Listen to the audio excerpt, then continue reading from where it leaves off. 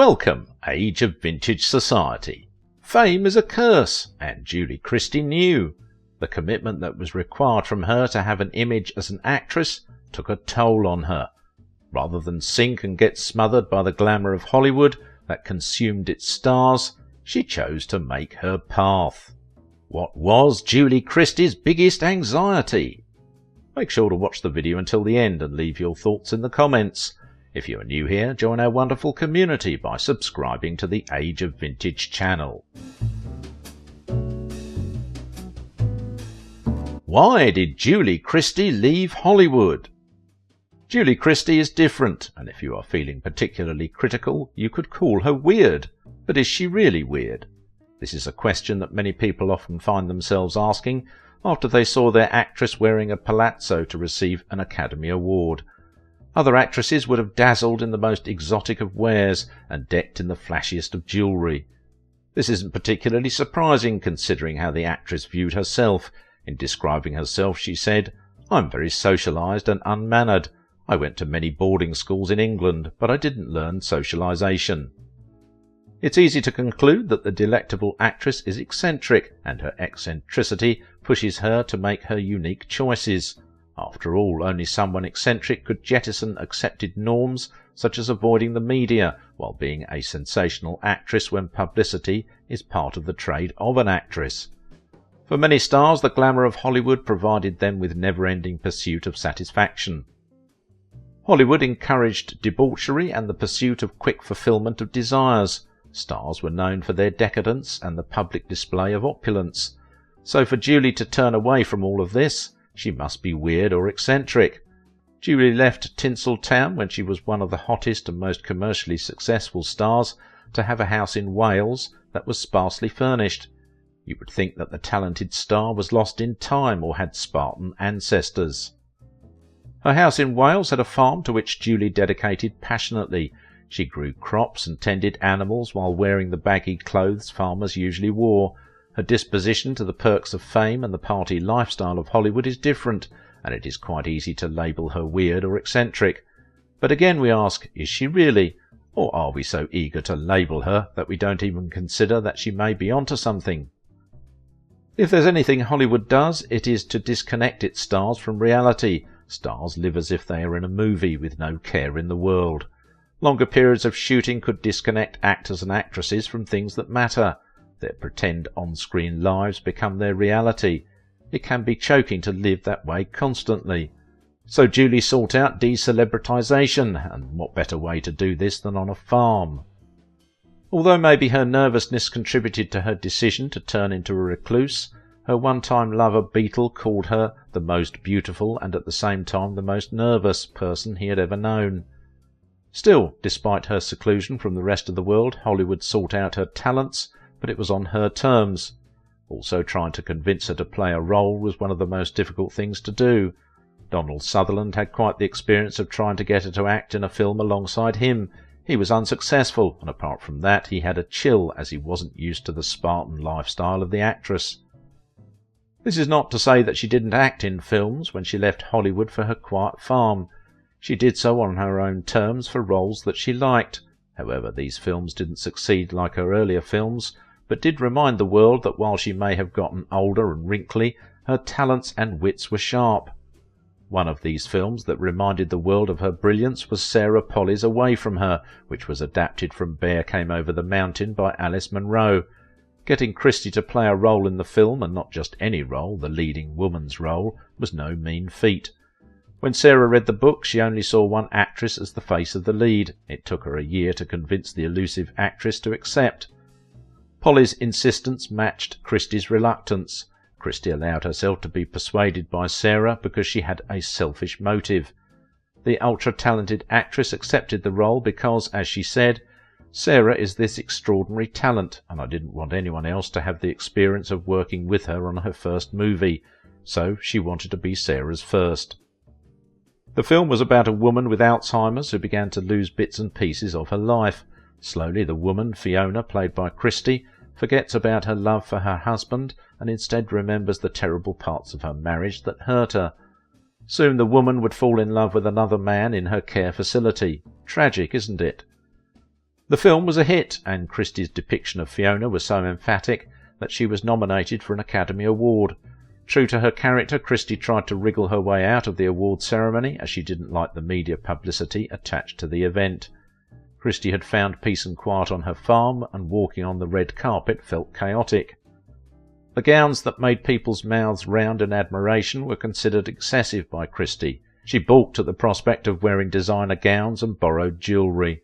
She disliked the feeling that she had become like a salesperson. She also didn't like how the award ceremony seemed to want to rob people of their independence. She mentioned to a journalist that signs around the ceremony asked stars to turn around. Christie mentioned that the celebrity life was all but a lie, and called it the curse of modern life. She felt the celebrity life was dirty and would love not to be a part of it, even if it meant not going to award ceremonies.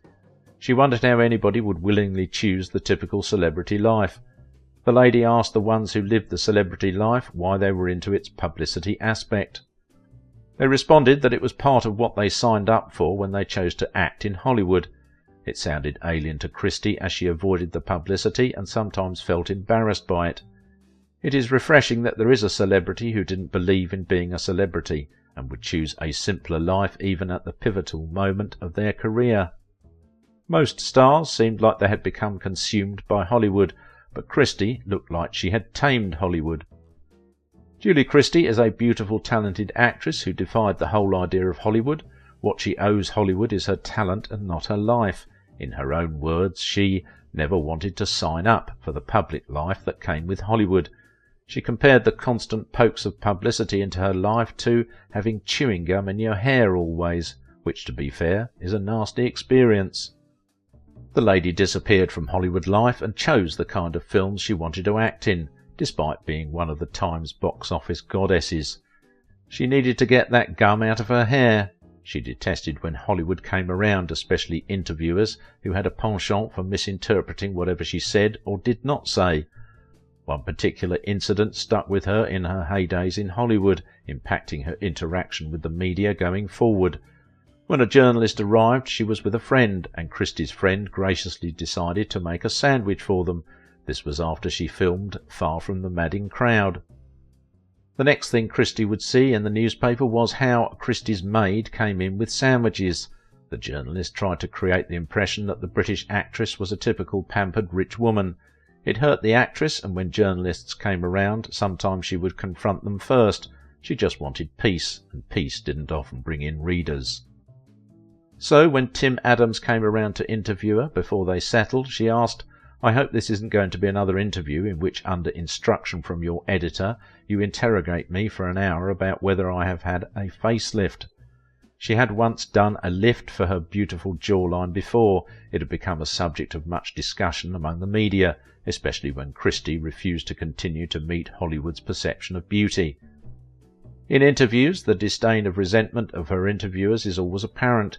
She said people get angry with her subtly, that she wasn't the dashing young beau that graced theatre screens. They were used to having stars alter their appearance to portray youth. The talented actress wasn't giving them that. Rather, she was giving them her lines and wrinkles. She was being true, but her interviewers didn't like that. In interviews, if the interviewee isn't an expert, they would get scant materials from her, as she very skillfully avoided saying much about herself. Christie would smother you with other happenings in the world. Her brilliance didn't just stop at movies, it extended to politics. Her interest in politics came from her ex-lover, Warren Beatty, who was vocal and took an active part in American politics. She campaigns fiercely for animal rights and against nuclear waste. Also, she works for the Medical Foundation for the Victims of Torture and takes care of fundraising and campaigning. Atop all this, she has gotten awards for her incredible talent and portrayal of film characters. There is the Oscar Awards for the Best Actress in the 1966 film Darling, and New York Film Critics' Best Actress Award for the same film. OK, her display in Darling won her quite a number of Best Actress awards. The National Board of Review and the British Academy of Film and Television Arts Award have her Best Actress Award for the performance. You could say the film made her the darling of critics and the audience. Afterglow in 1998 was another film that also increased her legend as a great actress. She was awarded the Best Lead for the film by Spirit Award, Film Independent, British Film Award for Best Actress, and Evening Standard. But the actress isn't done yet. Her legacy as a talented actress continued as more awards joined the existing ones. When she played Fiona in Sarah Polly's Away From Her, she blew the audience away. For that performance she won the Best Actress Award from the Screen Actors Guild, Golden Globe, Hollywood Foreign Press Association, and National Board of Review. For someone who rebelled against Hollywood, she has her legacy written over the industry. She has come a long way from that little girl born on the 14th of April 1941 as Julie Frances Christie and Assam, India. She was born to Frank, a tea plantation foreman, and Rosemary, a painter. She had to learn how to be on her own early, as her father sent her off to England to attend elementary school. Her separation from her parents was not easy for her, and soon they divorced, with her mother moving to Wales. She often spent time with her mother when she had off-school periods. The theatre spoke to her, and she travelled to Paris for art studies. Upon her return to England, she took an acting course at the Central School of Music and Drama in London, where she learned about acting on stage. After the course, she debuted on stage with Frinton Repertory Company in Essex, England. Her debut showed film executives one thing: they had found their next big thing, and after the stage debut she was quickly hired for a TV role. Her TV debut was in A for Andromeda, a British sci-fi series. Additional roles followed this role in British films. She had caught the attention of John Schlesinger, a young director who cast her as the female lead in the movie Billy Liar, which was about a man with a drab life who finds fun by fantasizing. Christie's character helped the male lead character to live the fun in his head. As her first major film, critics were impressed, and an English critic commented on the rarity of Christie's kind of talent. John also cast her in Darling, his best film. Christie acted as a sultry young model who rose to immense wealth by having multiple relationships with men. She charmed a TV journalist who was married, an Italian prince, and a ruthless advertising boss. John intended the film to display the decadence that trailed certain aspects of the European lifestyle. Christie's performance in this film polarized critics. For some it was an Oscar-winning performance and a display of Julie's inevitable magnetism. To others the actress lacked the sexual communicative aspects that were an integral part of her sultry character. However, Julie Christie won multiple awards, including an Oscar for her performance in that film. She also played Lara in Dr. Zhivago, a movie about the Russian Civil War and its implications on the characters. The film excited the audience with its cinematography, landscape and battle realism, which were packed into 3 hours and 17 for audience viewing pleasure. The film won multiple Oscar awards. However, 2 flop films were just around the corner for the brilliant actress. One was the sci-fi Fahrenheit 451, the other was John Schlesinger's third film with her, and Far From the Madding Crowd, which critics panned. However, Far From the Madding Crowd critics deemed Julie the film's light as they praised her performance. So for her it was a personal victory, and she did get to meet a person who she would be romantically involved with on the set of the film, Terence Stamp. After her romance with Terence, Christie had a relationship with Warren Beatty, one of the sexiest Hollywood leading actors. The man commanded an irresistible appeal that oozed on and off the screen. The 2 couples would be together for years and share the screen together multiple times. However, they only appeared together in one film throughout the time they were dating. The film they shared when they were a couple was McCabe and Mrs. Miller, a 1971 Western film. After their break-up, they appeared in Shampoo, which was Beatty's first film as a screenwriter, but he also acted in the film. The last film that had the 2 sharing a screen was Heaven Can Wait, an Oscar-winning film. It was about a man who dies and returns to another person's body. One of her other notable films was Don't Look Now. That film gave the audience a different side of the actress as she acted in an incredibly realistic sex scene with Donald Sutherland. The sexual passion between the 2 was so real that it sparked unsavoury rumours on set. The 2 parties vehemently denied this. At this point the actress was beginning to feel choked by Hollywood. She had enormous anxiety as she felt she didn't fit in and had trouble being the way Hollywood expected actresses to be. After she chose not to appear in American Gigolo, the actress pursued her quiet and got it, marrying Duncan Campbell as she left California for Wales. She got roles even in her solitude. Iconic among them was her leading role in Away From Her, Afterglow, Troy, and Harry Potter and the Prisoner of Azkaban.